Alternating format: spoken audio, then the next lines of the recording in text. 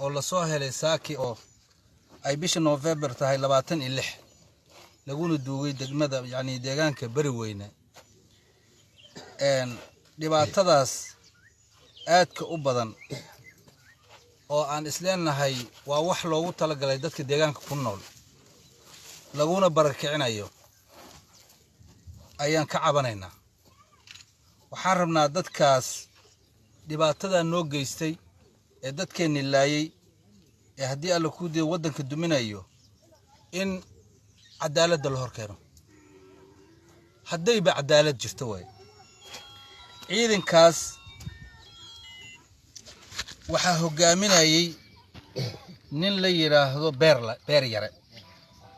ninkaas hogaaminayay xilli habeen ah gelin dambe ay tahay ay ninkaas marxuumkaas ku weerareen gurigiisa isagoo salaadii subax tukanayana ay xabad ku dhufteen kadibna ay qaadeen meel duura geeyeen oo ku toogteen kadibna ay ka qariyeen dadkii ehelada ahaa meydkiisa waxaan rabnaa xuquuqdiisii in aan helo waxaan rabnaa ninkaas in cadaaladda nolol hor keeno ninkii dilay ninkii hogaaminayay ciddii ka dambeysay haddii ciidanku annagana loogu talagalay inuuna gumaadana waa arrin kale haddii ay tahay hadduu yahay ciidan oo yacni ciidan dawladii ka dambeysay uu yahayna waxaan rabnaa cadaaladii inaan helo haddii ciidan balaayo oo annaga meesha nolol dhigo annaga nagu gumaadayo uu yahayna nolol sheego intaas ayaan ku soo gabagabeynayaa waxaana kolley iga dambeyn doona odayaal badan dhibaatadaasaan qabnaa muslimka kalena lama qabo waa wax annaga noo gaar ah loogu talagalay intaasaan ku soo gabagabeynaya wabillahi tawfiiq sida walaalkaas u hadlaba waa sax waaya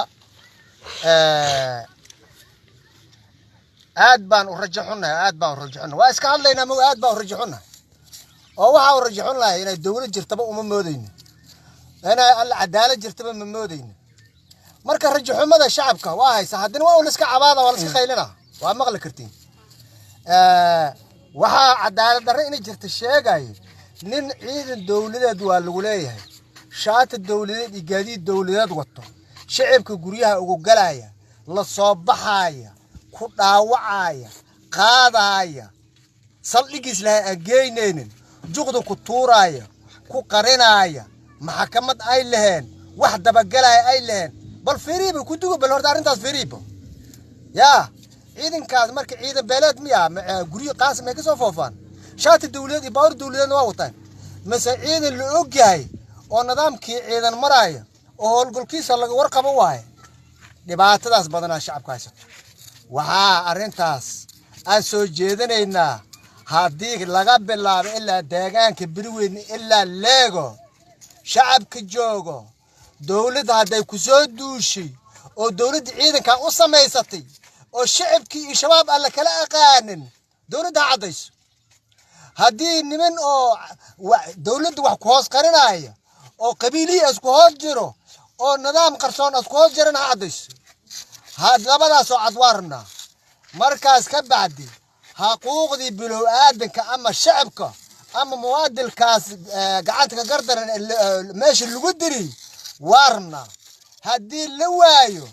أما نقلك قنعي وايو أما نقلك كافي وايو مركز دولة مجرت وايو وأنا منك صعود نمن جيبك وتكسعود وايو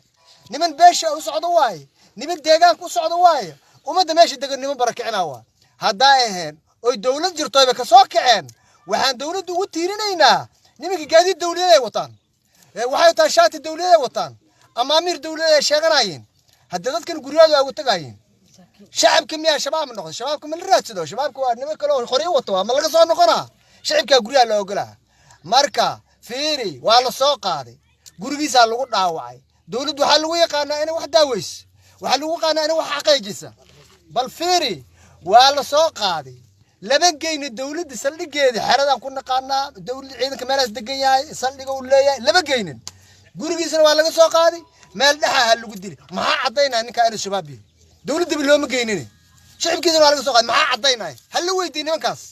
ماركة نمكاس سيدا ولا لك أول شيء أنكو هاي سنة ciidamadaas meeshii joogta cadaaladda ina noola hor keena ninkii ciidankaasi watay ninkii wax dil haddii cadaalad jirto haddii ahaan waxaan u aragnaa ciidamada dawladda ay shacabka ugu tala gasho meesha degan. Assalaamu calaykum warahmatullahi wabarakatuh.